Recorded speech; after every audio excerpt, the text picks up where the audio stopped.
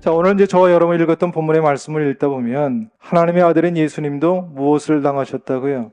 시험을 당하셨다는 거야. 근데 사람들은 고난과 시험을 당할 때 자기 혼자만 당하는 것처럼 고난을 과대 포장하고 평가하는 이들이 얼마나 많은지 모른다. 그 얘기입니다. 자, 오늘 본문의 말씀을 보니까 이제 그 시험을 받을 때가 언제 시험을 받았느냐? 성경은 이렇게 말씀하고 있습니다. 그때. 또 누가복음 4장 1절 말씀에도 보니까 예수께서 성령의 충만함을 입어 세례받고 요단강에서 돌아온 그 시점이라 라고 이렇게 말씀하고 있어요.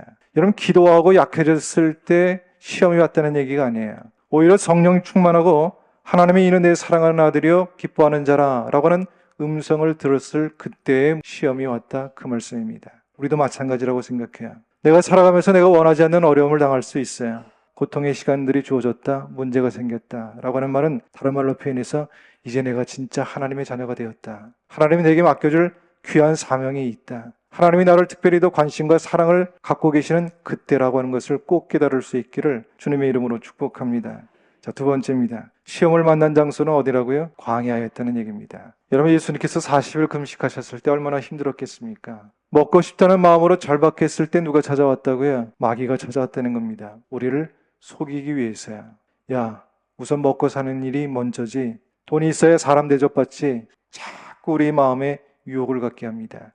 그러면서 신앙생활이 나의 모든 우선순위에서 밀려나가게 만들고 있다는 얘기입니다. 사는 것이 먼저 아니야. 돈 버는 게 먼저가 아니야. 자꾸 우리의 마음을 뒤흔들어 놓을 때가 있다는 그 얘기입니다. 문제가 있다, 어려움이 있다라고 하는 그 순간은 뭐 해야 될 때라고요? 하나님 앞에 나와야 될 때라고 하는 말씀입니다. 자, 세 번째로 시험은 광야에서만 있는 것이 아니다라고 하는 겁니다. 먹을 것이 없어서 오는 시험도 있지만은 배부를 때 오는 유혹은 더 클 수 있다는 얘기죠. 평안할 때 오는 시험이 있을 수 있고요. 만사 형통할 때 오는 시험도 있을 수 있다는 얘기입니다. 그래서 성경은 우리에게 뭐라고 말씀하고 계시냐면 섰다고 생각하는 사람은 넘어질까 조심하라 라고 말씀하셨어요. 시험이라는 것은요, 성전 꼭대기에서도 있다는 사실을 꼭 기억할 수 있기 바랍니다. 자, 그럼 결론은 분명하죠. 잘못될 때도 시험이 있지만 만사가 형통할 때도 무엇이 있다고요? 시험이 있을 수 있다는 겁니다. 다시 말하면 산다는 것은 끊임없이 이어지는 시험의 연속이라 그럴 수 있다는 얘기죠. 자, 그러면 이 마귀가 예수 그리스도를 그리고 우리를 시험하는 목적이 뭘까요? 자, 예수님께서 사단아 물러가라 라고 하는 말씀을 두 번 하셨어요. 자, 첫 번째는 오늘 본문의 말씀이고요. 두 번째는 예루살렘에 올라가서 십자가를 막 지시려고 하시는 예수님을 향해서 베드로가 가로막았을 때, 그때 베드로를 향해서 하셨을 때 그것이 두 번째 말씀입니다. 이 두 가지 사건의 공통점이 하나가 있어요. 그 공통점이 뭐냐면 십자가의 길을 방해할 때라고 하는 겁니다.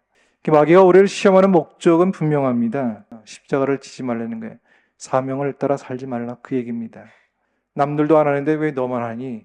열심히 해도 누가 알아주지 않는데 뭘 그렇게 열심히 하려고 애를 써? 정말 그런가요? 아무도 알아주지 않던가요? 하나님이 알아주시잖아요. 자, 그렇다면 우리가 어떻게 끊임없이 찾아오는 이 사단의 유혹과 시험을 이겨나갈 수 있을까요? 네 가지를 꼭 기억하면 좋겠어요. 하나는 뭐냐면 떡으로만 사는 것이 아니다 라고 하는 것을 기억해야 됩니다. 자, 예수님께서 이 사단의 첫 번째 시험을 물리치실 때 하신 말씀이 사람이 떡으로만 살 것이 아니요 라고 말씀하셨어요. 그래서 우리가 사단의 시험을 이기려고 하면 우선순위를 분명히 해야 된다라고 하는 말씀입니다. 세상적인 가치관에 우선순위를 두고 살면은 죽을 때까지 하늘나라 가치관을 갖고 살아갈 수 없다는 거 아십니까? 꼭 기억할 수 있기를 바랍니다. 순서를 바꾸는 게 시험입니다. 한번 따라합시다. 먼저 그의 나라와 의를 구하라. 두 번째는 말씀 앞에 진실하는 게 중요합니다. 자, 두 번째 시험을 할 때 마귀가 시편 91편의 말씀을 그럴듯하게 인용을 하는데 가만히 보니까 자기 입맛에 맞게 이렇게 적용을 하는 것을 보게 됩니다. 자, 이런 오용이 하나님을 시험하는 일과 같다라고 하는 말씀입니다. 하나님 말씀을 제멋대로 빼기도 하고 붙이기도 하면서 자기 입맛에 맞게 해석하고 적용하는 사람들이 있죠. 이단들이야. 우리가 말씀 앞에 진실해야 시험이 들지 않을 수 있다는 얘기입니다. 하나님 말씀 그대로 믿으시라는 얘기입니다. 세 번째는 믿음의 고도를 높이는 일입니다. 비가 오고 구름이 잔뜩 끼는 날도요, 일정 고도를 높이 올라가면 그 구름 위에는 맑은 하늘이 있어요. 그리고 빛나는 태양을 볼 수가 있는 것처럼 말이죠. 그러니까 관점을 바꾸라고 하는 겁니다.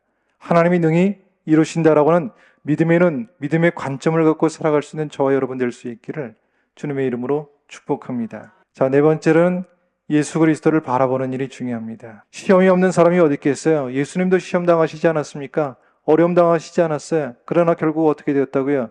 이기셨다고요? 승리하셨다고요? 오늘 우리가 예수 안에 있을 때, 말씀 안에 있을 때, 그리고 예수 그리스도를 바라볼 때 승리하며 살아갈 수 있는 믿음의 삶이 될 거라 그렇게 믿습니다. 이 은혜가 오늘 예배하며 기도하는 우리의 모든 삶의 자리가 될 수 있기를 주님의 이름으로 축복합니다.